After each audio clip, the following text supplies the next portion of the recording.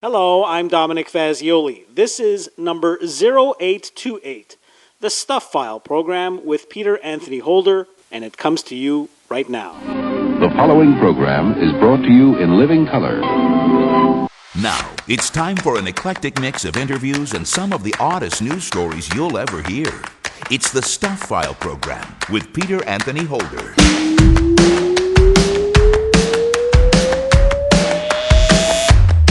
Hey there, hi there, ho there! Peter Anthony Holder here with you, and yes, this is indeed another edition of the Stuff File program, number 0828.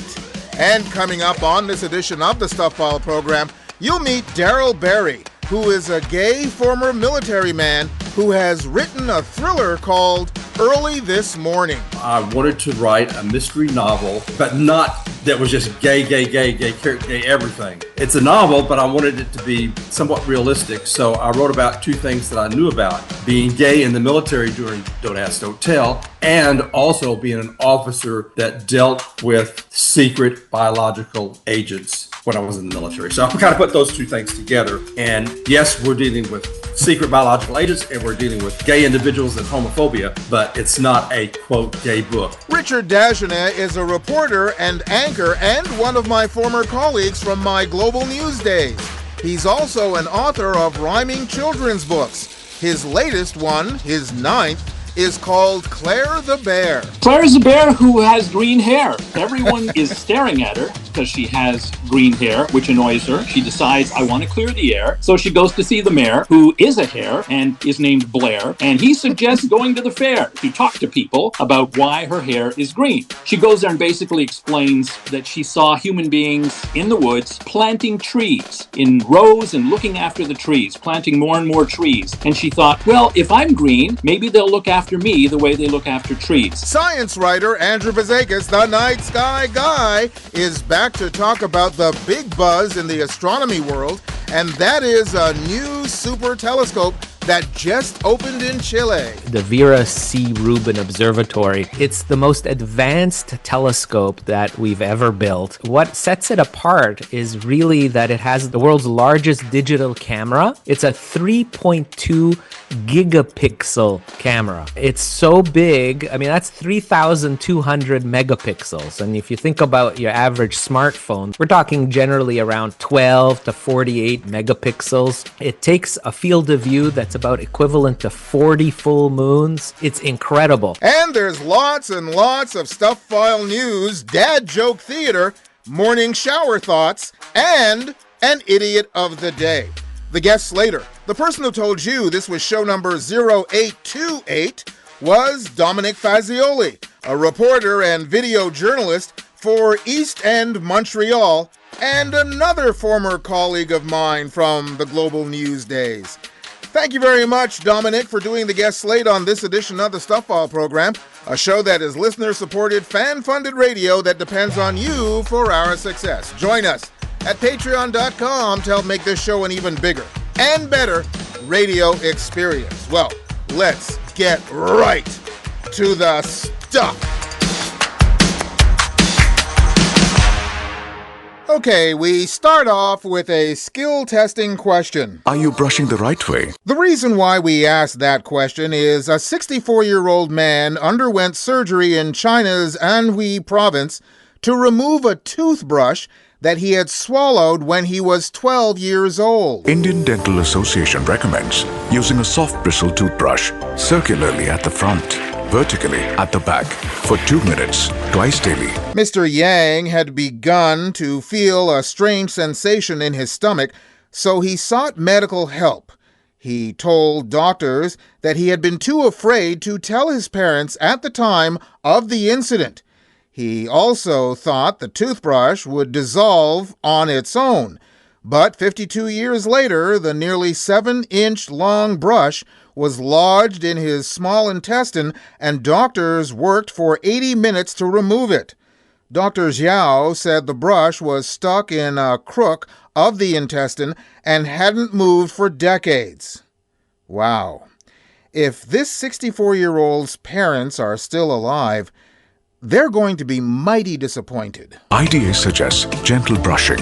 Use soft toothbrushes from Sensodyne. Remco Vergieselberg, CEO of the weather forecasting service Wiffle in the Netherlands, says a Belgian wind farm in the North Sea is stealing Dutch wind, moving air that would have blown into his country. You know, he's not the only blowhard who knows wind. I never understood wind. I know windmills very much. I've studied it better than anybody. I know it's very expensive. As Remco said to an interviewer on Belgium TV, a wind turbine is designed to extract wind from the air. If you measure behind a wind turbine, the wind blows less hard.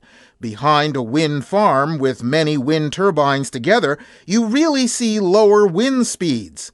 And the Belgian windmills are located southwest of the Dutch wind turbine parks, and the wind often comes from the southwest, so you often steal some of our wind. Well, at least he's only talking about wind, unlike that other guy. They're noisy. They kill the birds. You want to see a bird graveyard? You just go. Take a look. A bird graveyard? Go under a windmill someday. You'll see more birds than you've ever seen ever in your life. So, can Remco put a number on how much wind is being stolen? Yes. Yes, he can. He said 3%. A whole 3%. Wow. And how do you keep the wind from being stolen? We're going to build the wall. We have no choice. There's a thought. The Blue Ash, Ohio Police Department is recommending that drivers in the area keep their windows up for the next several weeks after a cicada caused a crash on June the 12th. No one was hurt when the driver veered into a pole after a cicada flew into their car, and the car ended up on its side. And the cicada, by the way, made a clean getaway. Said police, these pesky cicadas don't respect personal space. A cicada attack can be dangerous. This is just another case of when creatures are looking for love, everyone else better steer clear. And finally, in this section of Stuff File News, before we get to our first guest here on this edition of the Stuff File program with me, Peter Anthony Holder, we often share stories with people who have interesting names. We have two for you right now. First up, on June 19th in Silver Creek, Minnesota, a car that was swerving and weaving hit a curb and careened into a scissor lift, which workers were using to fix a light. The car then slammed into a tunnel wall and flipped. One worker, 27-year-old Benjamin Kidd, sustained life-threatening injuries. Another managed to hang on to the light fixture until first responders could help him down. Driving the car was none other than 34-year-old Patches Magic Beans of Wisconsin, who was allegedly intoxicated. Police said he was babbling and reaching for objects in the air that weren't there. Officers found psilocybin mushrooms in his car. Magic Beans' bio on his Instagram page said he is a womb wisdom keeper and corn juggler. Huh. Is there a lot of money in those gigs? And our second names in the news item comes to you from Oregon. Police in Portland finally caught up with a man who had been firing gunshots at them and led them on a high-speed chase on June the 20th. The Milwaukee Police Department said they took 42-year-old John Franklin Kolb, who goes by the name of Looney Tune, into custody on June 23rd and charged him with first-degree attempted murder, first-degree assault, and fleeing from the police. You know, when you see headlines in newspapers and on television that literally state, "Wanted man Looney Tune arrested after 3-day search," you can only end it with this. That's all, folks. Oh, I hope that's what the judge said at his arraignment. Anyway, let's get to our first guest here on this edition of the Stuff All program, shall we? Darrell Barry is a gay retired military officer who has written a mystery novel. It deals with the military in the don't ask, don't tell period in the United States Army. His novel is called Early This Morning, and Darrell joins us via Zoom from Texas. Hi, Darrell. Hello, Peter. How are you? Just tickety-boo. Thanks very much for being on the program with us. Now, I noticed in the information about your book, you say that it is not a gay book. It's a book that deals with gay members of the armed forces. What do you mean by that? Yes, exactly. And that was very important to me. I wanted to write a mystery novel, but not that was just gay everything about gay. It's a novel, but I wanted it to be somewhat realistic. So I wrote about two things that I knew about: being gay in the military during Don't Ask, Don't Tell, and also being an officer that dealt with secret biological agents when I was in the military. So I kind of put those two things together. And yes, we're dealing with secret biological agents, and we're dealing with gay individuals and homophobia, but it's not a, quote, gay book. Hopefully I explained that okay. As someone who was in the military and in intelligence, did you have to, when you started writing this book, did you have to clear anything with the military? That is a very good question. I did not, because everything that I write about is absolutely absolutely open source. It's not secret, absolutely open source. Because many people that retire and that do write about things that deal with secrecy, absolutely have to have it cleared. But I took great pains. I mean, this is all made up. I took great pains in just writing off the top of my head. So tell us what Early This Morning is all about. What's the story? It is about some high-ranking military officers at the Pentagon and some congressmen that have been trying to get gay men and women out of the military. And along comes a mission, a legitimate mission, very secret, very important mission, dealing with a country in Europe, a small country, that they think are developing biological agents in quantities large enough to weaponize. Very important that we find out about this. So as they're doing their planning, though, they're finding out, whoa, the possibility of the people that we send over there dying is very, very, very high. We probably couldn't even do the mission. And one of the officers said, well, hey, let's spy on some suspected gays, men and women, get them together, train them up, send them over. Hopefully they'll find out all the secret information we need. And oh, by the way, if they do get sick and if they do die, which they probably will, who cares? They're expendable. So that's the premise of the book. And then this takes through the whole getting the gays together, they finding out, hey, wait, what's going on here? We're all gay. And I'll give something away. Everyone's gay, except there's one mole that's not. But anyway, it goes through the whole process of the deployment, doing the secret mission, and I won't say too much about the ends because it's a mystery. And I think it's a very fast-paced mystery that people will enjoy reading.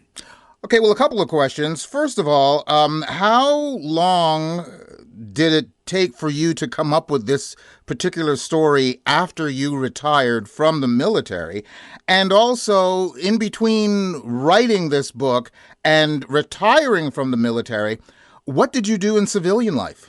Once I retired from the military, yes, I had another profession. I determined Social Security cases for disability for the state of Texas. After that, I did volunteer work. I did family research, family genealogy, and worked on this book. The book had some starts and stops. I started back when I just got out of the military, actually, and then put it away and started again. And I finally said, look, if I'm going to write this, I've got to do it. And I finally just sit down and wrote it. Had you written anything before? Had you written short stories, novellas, or did you just dive into the deep end with this novel? I did. I just jumped in. I'm an avid reader. I love to read. Read all the time, and I love mystery novels. So, I did some research on how to write. I took a few little, classes here or there. And the one thing that I got out of all the classes and all the reading is if you want to do it, just sit down and write. And that's what I finally did. And are you a pantser or a plotter? Meaning, did you plot out the entire story, or did you write and discover the story as you were writing? I like your questions because they're so relevant. That I did a little bit of both. I had an idea, about what, I knew what I was going to write about, but I had a bit of an idea, and I did make an outline from beginning to end. But there were a lot of vagueness to it. So actually, as I was writing, I was developing from sort of a structure, an outline structure. But absolutely, I was developing as I was writing and changed things many, many times.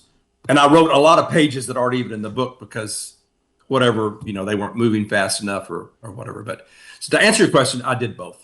So now that you've tasted the so-called blood in the water, do you want to write more? Do you want to? Is there a second novel within Darrell Berry? You bet.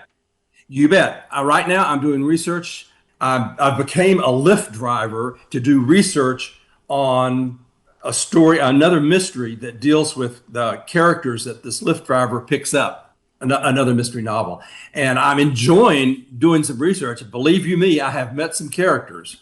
And I just drive a couple hours here, there, and yonder to try to learn about, about Lyft driving. And I've got a stack of characters that I've developed. But I'm in the very early stages of that. But yes, that's what I want to do next. Oh, and if I could say, I've had some interest of some folks screenwriters wanting to develop this book early this morning into a screenplay. So that's some early stages there too. I was about to ask, is early this morning your one-off on a military mystery, or would you like to do others? I wouldn't mind doing others. I think I'm going to be focused on the screenplay. Not that I would write it, but that I would be involved with it. And yes, and several people that have read the book have gotten back with me and said, would you have make a sequel out of this first book and write another book about the subject matter here? I don't know. Several people have said that, though. I'm thinking, I'm milling that over in my mind. Let's put it like that. Well, congratulations on the book. It's called Early This Morning. We don't do a political show per se, but I've just got to ask you one more question that is in the news of late, especially considering your book talks about the don't ask, don't tell period in the United States Army. And that is, Pete Hegseth has ordered the renaming of the USNS Harvey Milk. And not only has he reordered that, he did it during Pride Month, which is June. Your thoughts on that whole situation and what the ramifications of that will be? I think renaming that was absolutely despicable. Absolutely despicable. But what bothers me even more than that, because that was renaming a vessel, but something bothers me even more than that is he is trying to get women out of combat positions. That is just, I can't even get my mind around that. Frankly, I don't think he can do it because I think we have so many women that are fighter pilots and whatnot that it would, hurt our readiness.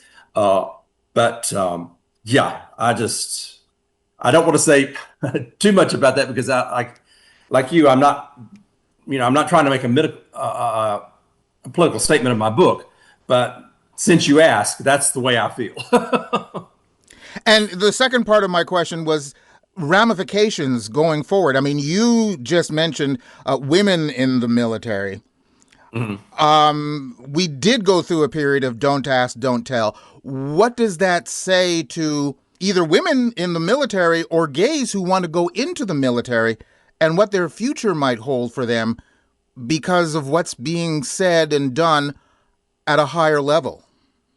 Yes, I've thought about that a lot. Of course, I'm an older person now, but I would like to even talk to some young folks that are thinking about going in. I think it would put a damper on it, or they would at least think twice about, wait a minute, what's my future going to be here? I don't think it's good. That's for sure. Right. Well, again, congratulations on your book. The book is called Early This Morning, written by Darrell Berry. Darrell, thank you very, very much for taking the time to be on the program with us. Well, thank you. I certainly have enjoyed it, and I appreciate you doing this for me. Darrell Berry, author of Early This Morning. You can go to our website at thestuffile.com, check out the show number for this program, which is show number 0828, and you'll find the link to Darrell's site, plus links to either Amazon.com or Amazon.ca, where you can order his book directly. You're listening to the Stuff File program with me, Peter Anthony Holder. And now, Dad Joke Theater. You better watch what you say around the egg whites. They can't take a yolk. Join us again for another Stuff File program, Dad Joke Theater. There's still more guests, more news, and an idiot of the day coming your way on the Stuff File program. Stay tuned. The Stuff File program is a listener-supported, fan-funded radio show that depends on you for our success. Join us at patreon.com to help make this show an even bigger and better radio experience. Sign up and find out about our rewards program. Being a patron doesn't have to be a long-term commitment. There's absolutely no obligation. You could join today and end whenever you'd like, but the time we have your support would be so greatly appreciated. We'd also love to hear your thoughts about the show and even your ideas for rewards. Join us for the ride. Join us at patreon.com/thestufffileprogram. program. I'm standing Nova Scotia proud for Canada. This is Anne Murray. Early in my career, I received a lot of pressure to move to the U.S., but I just couldn't do it. Canada was my safe haven, my light at the end of the tunnel, and it still is. Buy Canadian. Shop as if your country depends upon it. Keep your money in Canada for Canada.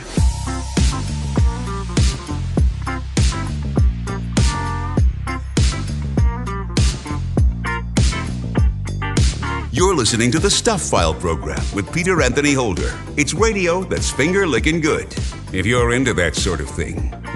And still to come on the program, we'll talk to the author of Claire the Bear, plus Andrew Fazekas, the Night Sky Guy, is back on to talk about all things space and astronomy, as usual. We also have a morning shower thought coming your way, and of course an idiot of the day a little later on, and much more in Stuff File News right here, right now. 72-year-old Samuel Lee Thomas of St. Petersburg, Florida, is a prolific 911 caller. Just in the first 5 months of 2025, Thomas has called emergency services 3,400 times, bringing his 5-year total to 16,000 calls. His latest call involved what he said was someone shooting an AR-15 rifle in the roadway. But when police arrived, they found a family having a barbecue and kids at play. 34-year-old Anquinette Peterson, who lives in the targeted home, has been the victim of his calls 647 times and said Thomas frequently stops in front of their residence to yell obscenities at her and her family. Thomas was arrested for stalking and false report of a crime. He pleaded not guilty and was released on $1,500 bond. Okay, 3,400 calls in the first 5 months of this year alone, 16,000 calls in a 5-year span, and 647 calls about just one neighbor. What the hell took so long for this guy to be arrested? Yikes. 24-year-old Jose Manuel Perez was charged with aggravated battery on June the 14th in Salt Lake City after he attacked the person he was having lunch with. As the assault played out, the victim tried to escape numerous times, but Perez put them in a chokehold and produced a wooden stake with a nail in it, telling them that they were a werewolf and he was going to pierce their heart. Eventually, Perez ran off with the victim's backpack, which was recovered when cops caught up with him. Police said Perez also had rocks in his pockets, which he carried out of fear the victim would attack him. He was held without bail. Well, I'm just wondering now, according to etiquette, under this situation, who picks up the lunch check for this meal? Yeah. And still with dining and drinking etiquette, at about 2 a.m., police were called to a bar in DeLand, Florida, and had to piece together the story. Witnesses say 55-year-old Calvin Gilbert had been drinking with a man he didn't know and had bought the man a beer. At closing time, Gilbert followed the man outside and demanded to be reimbursed for that beer, a whole $5. The man argued with Gilbert, who pulled out a revolver and fired. Gilbert was apparently drunk enough that even at close range he missed as the man ducked.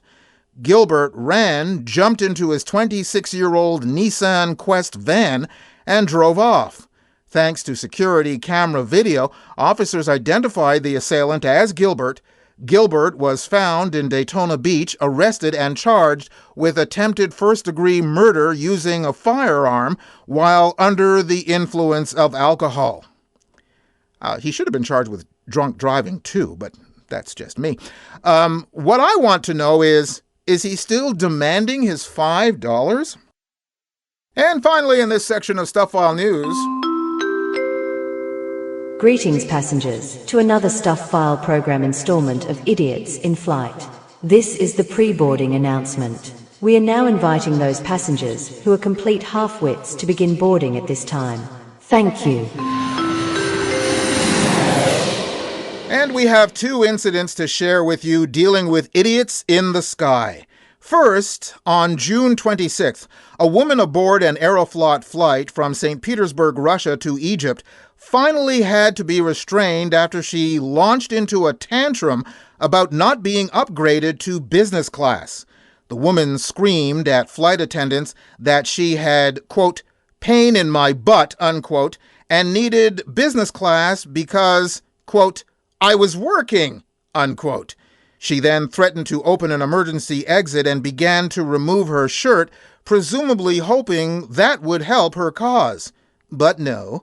Some burly passengers moved her to the back of the plane, where she was restrained until Egyptian authorities took her off after landing. Well, you know, these days in Russia, she's lucky she wasn't traveling cargo. Stuff File Program Idiots in Flight. Story 2.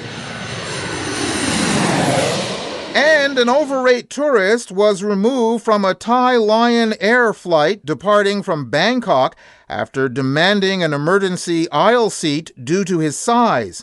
The passenger, wearing an orange Garfield shirt, caused a delay by refusing to cooperate when flight attendants denied his request to move to an emergency exit seat for more legroom. Police were called to remove him from the Boeing 737 after he lay down and blocked the aisle. The flight eventually departed an hour late. Oh, those other passengers must have been so thrilled, especially those who may have had a connecting flight. Here's a warning to some passengers. The air marshals are getting creative. For most of the flight, you might have zip-tied limbs and you may be duct-taped in an overhead bin until your diverted destination. But the Stuff File program appreciates you. Thank you. Anyway, let's get to our next guest here on this edition of the Stuff File program, shall we? Broadcaster, anchor, and former colleague Richard Dagenais has expanded his professional world to become a children's author. He has his 9th rhyming book out called Claire the Bear, and if you don't think that's enough of a sharp turn, he also has another book which he co-wrote called The Thin Ice of a New Day, My Journey to and Through Bilateral Hip Replacement. Richard joins us via Zoom from here in Montreal.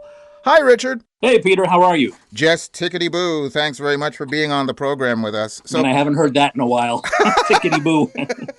Yeah, so you started writing these rhyming books, I guess, what is it, in 2018 with Lowell the Mole when that one came out? That was the first one to come out, but I had started writing them before that, and I had been, rhyming pretty much all my life from elementary school when the teacher would say, write a composition, write a poem, I'd always choose a poem and I would always rhyme. But yeah, Lola Mole was written before it came out. I tried sending it to publishers all over the place. I have stacks and stacks of rejection letters. And finally I thought, you know what, why don't I try and find an illustrator? I contacted Concordia University's Fine Arts Department, asked if they had a student who might be interested in illustration. And then I put the book together myself and self-published it. That's it. That's how it got started. So when did you realize that you had something here in that you did a second, third, fourth, and now you're up to your ninth book?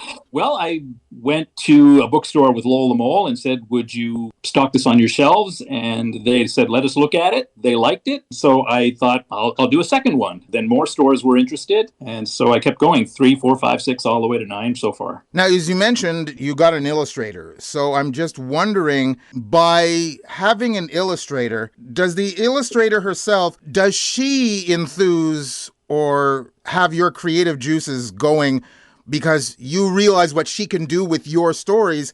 And does that help you create other stories? I've learned that the illustrators can pretty much do whatever I imagine, which is amazing because the first time I saw Lola the Mole come to life, she did watercolors. And I had one illustrator for the first 4 books and a different illustrator for the next 5. But yeah, I would basically I write out a page and then describe what I saw in my imagination.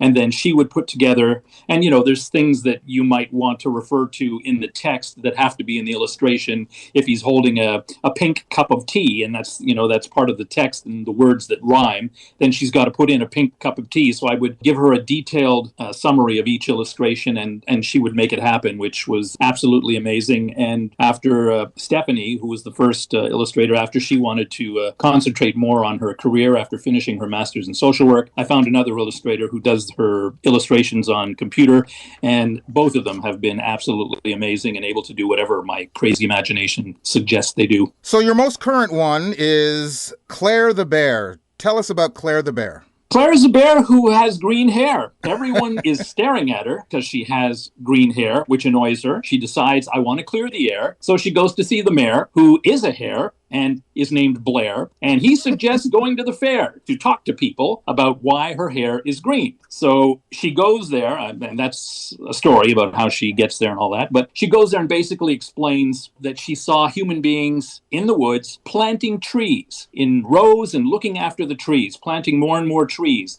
And she thought, well, if I'm green, maybe they'll look after me the way they look after trees. So she ends up explaining that to the other animals who've been staring at her. And in the end, I don't know, a bit of a spoiler alert, I guess, all the animals dye themselves green, hoping humans are going to take care of them too. That leads to my next question, and that is, do you have a deeper story or a deeper message that you want to get out in each of your books for the children that either read them or are read to? In each of the books, yeah, there's always a message, whether it's about family, whether it's about friendship, whether it's about judging people by their cover.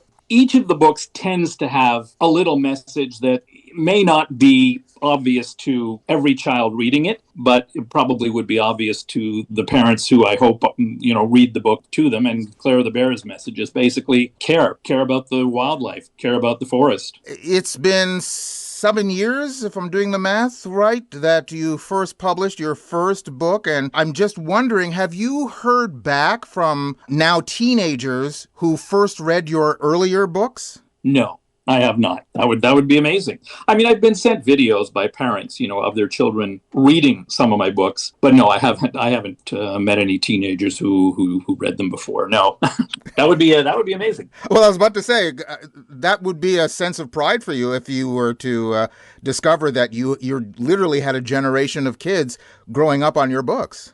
I'd probably cry. Well, let's get to the other book that you have written. You did this in a co-authorship. It's The Thin Ice of a New Day, My Journey to and Through Bilateral Hip Replacement. Now, obviously, this is something you went through. Why did you decide to write the book? Although I can guess, because, every broadcaster, every reporter, every anchor, they do everything with a story in mind, even if it's in their own personal life. Would that be your situation here? Honestly, I underwent the surgery in June 2022, and it was like going back in time. I was able to sit at my drum set and have one foot on my bass drum pedal, one foot on my hi-hat pedal at the same time, which I was not able to do before. I wasn't able to ride a bicycle I couldn't open my legs. It was, anyway, it wasn't really my idea, but I started, I wrote a blog about, how fantastic it was. And I would send the surgeon excerpts from the blog. And when I went for my 1-year checkup in June 2023, Dr. Zucker, who's the head of orthopedics at Jewish General Hospital, said, would you consider writing a book about this to help other people? And I said, maybe. And then by the time I got home, I had like 12 chapters in my head. So I started writing it. And basically, I write a chapter. And all through the chapter, he comments on everything that I'm talking about and describing.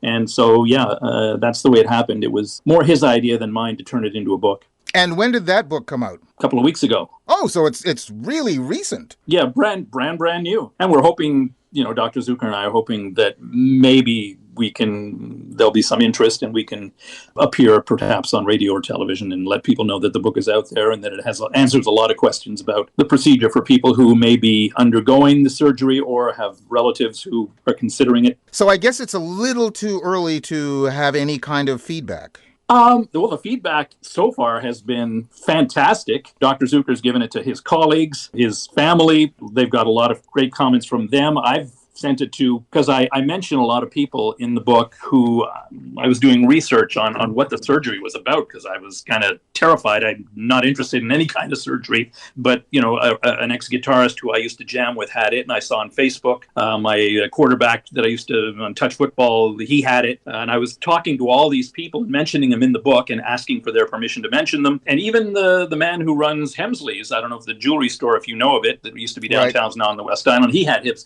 Like I was mentioning all these people. So when the book came out, I sent them copies, and all of them have been like, wow, it's very enlightening, informative. For people in the Montreal area, and certainly for people like myself who worked with you, people know you as a reporter, as an anchor. But, you have a lot of facets. You mentioned that you were into poetry, you were into writing, you've certainly written books, you are also into music. What did little Richard want to be when he grew up? And were you surprised that you were able to do some of the things that you wanted to do as a child later on in life? I wanted to be a rock star, Peter. When I was in high school, man, I wanted to be a rock star. Oh, to make money playing music, But at the same time, I used to, go around and hound my parents, my siblings, friends with a tape recorder. And, we would act out shows and tell jokes on the cassette recorder. And, I would write stuff. And so it was always a hobby. When I was in Cégep, it was a hobby to do radio. And when it was a hobby to do radio at McGill, it was a hobby, always a side thing. Never thought it would turn into a career. So the fact that I don't know about you, but I think a lot of journalists are partly performers. And so to be able to earn a living performing, even though news is serious, you're still kind of performing. You're delivering the story. And if it's a somber story,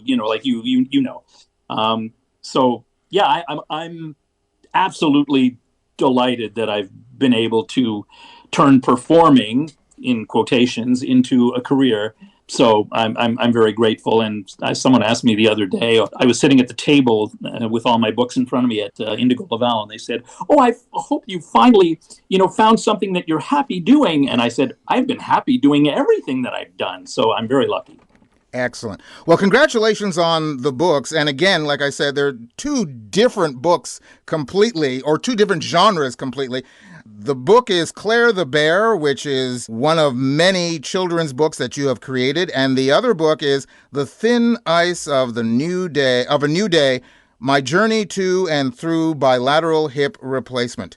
Where are the books found? That's not a series, Peter. That's just a one-time. That's just a one-time. I'm not doing that again. Where can we find the books? All of the books are available. Well, there's a bunch of different stores if people are in the Montreal area, and I don't think many of your listeners are. They're all over the world. Yep. I don't know. I can't help people in New Zealand, Florida, Manitoba, California, wherever they are. But if you're in the Montreal area, there's a lot of stores around Montreal and Ottawa that have it. It is available online. Librairie Clio, Librairie. It's French. Clio, CLIO.ca. That's for anyone in Canada. They'll ship it out to you, or ship one of those 2 books out to you. One of the 10 books out to you. Excellent. Thank you very much, Richard, for joining us on the program. Peter, thank you very, very much for all your time and your interest. Richard Dagenais, with his 9th rhyming book out called Claire the Bear. You can go to our website at thestufffile.com, check out the show number for this program, which is show number 0828, and you'll find the links to Librairie Clio, where you can order his children's books anywhere in Canada. You're listening to the Stuff File program with me, Peter Anthony Holder. Giving you something to think about. This is Morning Shower Thoughts. Have you ever noticed that there are more cats named Tom than mice named Jerry? Morning Shower Thoughts from the Stuff File program.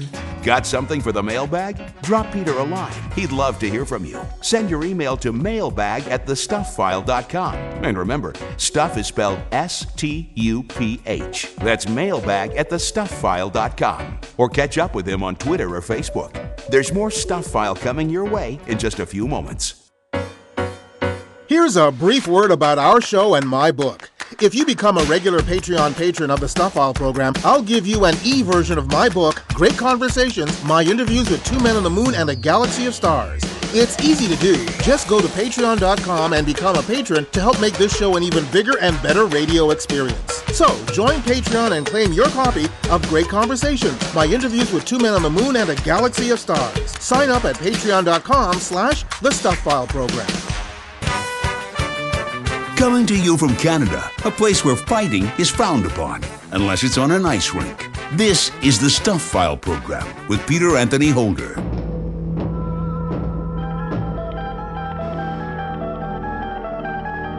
Now, the Stuff File presents Andrew Fazekas, the Night Sky Guy. It's radio that's out of this world. Andrew Fazekas, the Night Sky Guy, is a member of the Royal Astronomical Society of Canada and the author of National Geographic's Backyard Guide to the Night Sky, and also National Geographic's Stargazer's Atlas, the ultimate guide to the night sky. And Andrew, let's talk telescopes for starting off this episode. There's a new observatory in Chile. Meanwhile, the James Webb Space Telescope keeps trucking on. Yeah, I mean, the big news, I think, right now that is buzzing across the astronomical community has to be the Vera C. Rubin Observatory that just officially opened its eyes. It's the most advanced telescope that we've ever built. What sets it apart is really that it has the world's largest digital camera. First of all, there's a number of things that sets it, but it's the largest camera. Just to put it in perspective, it's a 3.2 gigapixel camera. It's so big. I mean, that's 3,200 megapixels. And if you think about your average smartphone that people have in their pockets, we're talking generally around 12 to 48 megapixels, that cameras that we have on board.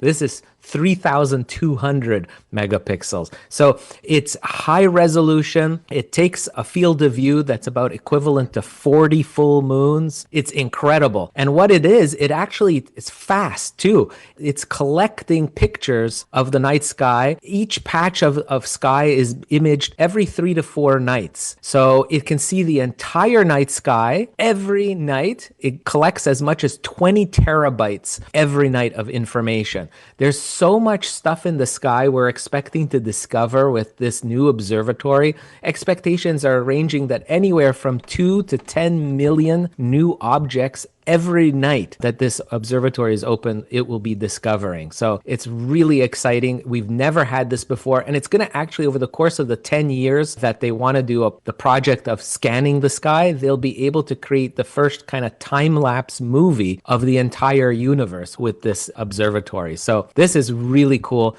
And then adding to this news is, of course, new pictures coming in from the James Webb Space Telescope. So while Vera C. Rubin watches the skies from a perch on a mountaintop in Chile, the James Webb Space Telescope out in deep space is producing amazing views of the edge of the universe thanks to something called gravitational lensing. This is an amazing technique where astronomers are able to use large masses, groups of galaxies in the foreground of an image that actually works like a magnifying glass and is able to show us what galaxies even farther, deeper in the universe look like. So this latest image of a small group of galaxies about 3.5 billion light years away is showing these really weird arc-like fragments that look like distorted images of objects, sort of like in a little broken arc on the picture. You can actually see them scattered about these arc-like fragments. What those fragments are actually distorted views of more distant galaxies in the background of the image. The mass of that foreground group of galaxies actually distorts the light beam from galaxies that are even farther behind it. This gravitational lensing is allowing astronomers to peer even deeper in the universe, so far that even James Webb would have difficulty imaging it without this gravitational lensing technique. And we're talking about seeing galaxies as far as 10, 12 billion light years away, some of the very first galaxies that existed in the early universe. Interesting stuff about telescopes, but I want to go back to Vera for just a second.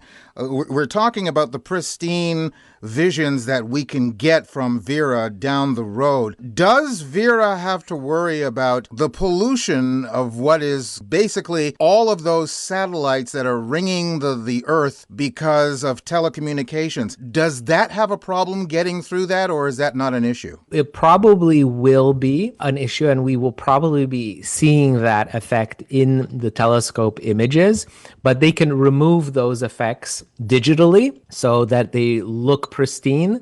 It's a big question, and it's a pretty wide angle imagery that it's taking. So it's equal to about 40 full moons, if you can imagine, if they were clustered into a circular lump, 40 disks, moon disks. It's pretty large, and that is a wide field of view for such a large. It's unusual for a large telescope like that to have a wide field. So the effects may be very different than if it was a very narrow field of view, where it's very, magnified, and there the effect of a satellite track would be much more intrusive. These are very wide-angle views, and these satellite track lines would be extremely fine on the images. So there's a big difference depends on what kind of telescope you're using and how that effect from these satellites would have on those scientific images. And, when we're talking about those satellites, we're obviously talking about SpaceX to a greater degree. And speaking about SpaceX, they had a bit of a tragedy recently. Yeah, I mean, they actually, there's a 1-2 punch. The most recent is, of course, they were testing the Starship rocket, doing a land-based test where it actually blew up on the ground. No injuries, thankfully. It was a test, and everyone knew to clear the area during these kind of tests when the tanks are pressurized with these volatile gases.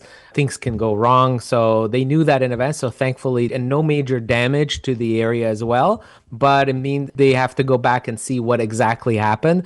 But also there was a problem with a launch of Starship Flight 9. So this is the 9th flight test of the Super Heavy booster. That happened on May 27th, launched from Starbase, Texas. It was the first ever reuse of a Super Heavy booster for the Starship. However, it did break apart during a splashdown attempt. There were some milestones reached with that flight, however. They were lucky. They reached the planned engine cutoff. It made it to space, so that was really good. They think what happened was there was a propellant leak that caused the loss of basically attitude control, being able to control the spaceship because of this leak. It started having erratic movements, and this basically prevented the engine to relight and even deploy. They were going to deploy some Starlink simulator satellites through a payload door, but that malfunctioned as well. And eventually, I think it was like 46 minutes into the flight, they lost communication and the ship basically broke apart above the Indian Ocean. Yeah, so not a good day for that, or a good week for them. We probably will end up going to Patreon, but before we do that, because we have so much things to talk about, but before we do that, we do have to give some props to a person who unfortunately recently passed away quite suddenly to all of us, and that is Marc Garneau, who was the first Canadian into space. Yeah, absolutely. And this is close to my heart. I knew Marc Garneau personally. Our paths crossed multiple times in my career with him. I met him at the Canadian Space Agency when he was president in the early 2000s. I actually even wrote a couple of speeches for him as president of the Canadian Space Agency. And I was very proud. I remember, his flight. That was back in 1984 on the Space Shuttle Challenger. It was on STS-41 where he made that, monumental fight for Canada. It was really fun. I was a teenager at the time. I was 15 years old, and it was so inspiring. I remember even we had a television in our high school classroom watching the space shuttle mission. It was so pivotal and really helped me with my career that eventually here I am as a space communicator. And he gave me lots of great advice too over the years about the wonders of space and space exploration and how important conveying that wonderment of space to the general public is. It's just a wonderful man. His flight marked the first time a shuttle crew included even 7 members. So that was monumental to that. He was also big in, he participated in testing the Canadarm's vision system. That iconic robotic arm that was equipped on space shuttles that basically launched satellites from the cargo bay of the space shuttle. He was pivotal in making sure that very new technology worked. He did a bunch of Canadian experiments on board. In total, he did 3 missions. He was up in space in 1984, 1996, and 2000. And he spent 30 days in space. And his entire life was dedicated to public service. And he eventually became a member of the Canadian Parliament. He was Minister of Transport and Foreign Affairs. He did everything. This man leaves a very rich legacy in really kind of blasting Canada into the forefront of space exploration. He will be missed on so many levels. In the meantime, we have a lot more to talk about and no time here, but we do have time on Patreon. Are you ready to go? Yeah, let's do this. Clear skies. Andrew Fazekas, the Night Sky Guy. You can go to our website at thestufffile.com to the page for this show, which is show number 0828, and you'll find links to Andrew's site to get your own personal autographed copy of his books. And Patreon subscribers, you can hear more of Andrew as a Patreon reward extra, where we'll discuss China's advances in space. Astronomers discover the most powerful cosmic explosion since the Big Bang, and satellites being used to create an artificial solar eclipse. Just go to our Patreon page, and if you're not already a member, become one of the select patrons of the show. Visit patreon.com/The Stuff File Program. You're listening to The Stuff File Program with me, Peter Anthony Holder. And we do indeed have an Idiot of the Day coming your way in just a matter of moments, but I've got a couple more Stuff File news stories to share with you right here, right now.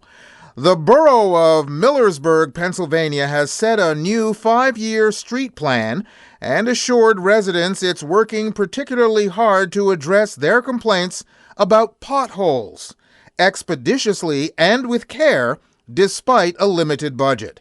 It's put a new report form on its website and created a logo for the new Fill My Hole initiative, and if that's not clear enough, it's reinforced with the slogan, "All holes, no waiting." Though they caution allow extra time since some holes may require a little more TLC. Also, they want to know they've fully satisfied residents. In a quote, they said, "Pleased with the way our crew handled your hole? We want to hear about it. Yeah, what I would like to know is if the borough turned over their marketing plan to a group of 13-year-old boys. Yeah. California Highway Patrol, or CHIPS officers, quickly hoofed it to the scene when more than 300 sheep wandered away from their field in Santa Barbara. The CHIPS Santa Barbara station said on social media that the massive flock of sheep absconded from their field near Mountain Drive. The Post said, "Our CHIP officers quickly hoofed it to the scene and helped the owner round up the woolly wanderers, guiding them back home to their pen. We're happy to report the flock is back where they belong and everyone is back to their normal routine." And that's their spelling, not mine. The CHIP said it was just another day in Santa Barbara where even traffic jams can be fluffy.